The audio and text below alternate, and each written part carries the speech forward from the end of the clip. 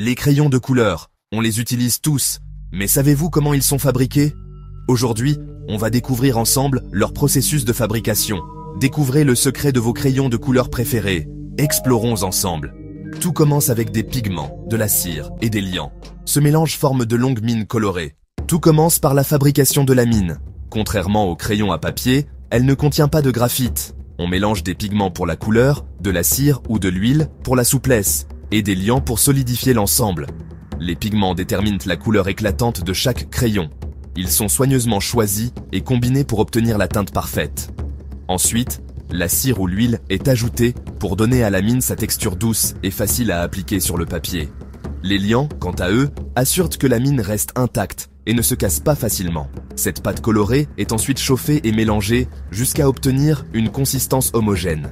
Elle est ensuite pressée dans des moules pour créer de longues tiges fines qui seront coupées à la longueur souhaitée pour former les mines de vos crayons de couleur préférée.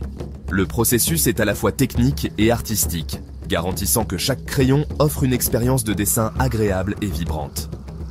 Si vous êtes curieux à savoir la suite de cette fabrication, n'oubliez pas de liker cette vidéo et de vous abonner. On continue. Ce mélange est ensuite chauffé et transformé en longs fils solides, qui seront séchés avant d'être utilisés dans les crayons. Une fois que les mines sont prêtes, elles passent par une étape cruciale, l'assemblage avec le corps en bois du crayon. Les morceaux de bois sont soigneusement choisis et découpés en deux moitiés. Chaque moitié est rainurée pour accueillir la mine colorée. Les deux moitiés de bois sont ensuite encollées avec précision autour de la mine, formant ainsi un crayon complet. Ce processus exige une grande précision pour s'assurer que la mine est parfaitement centrée et que les deux moitiés de bois sont alignées correctement. Une fois collés, les crayons sont pressés pour garantir une adhérence parfaite et laissés à sécher. Ensuite, les crayons passent par une machine de découpe et de façonnage qui leur donne leur forme finale, que ce soit ronde, hexagonale ou triangulaire. Les crayons sont ensuite polis pour une finition lisse et agréable au toucher.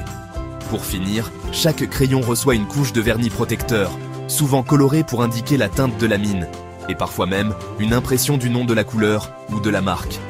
Ce processus méticuleux garantit que chaque crayon de couleur est non seulement fonctionnel, mais aussi esthétique et agréable à utiliser.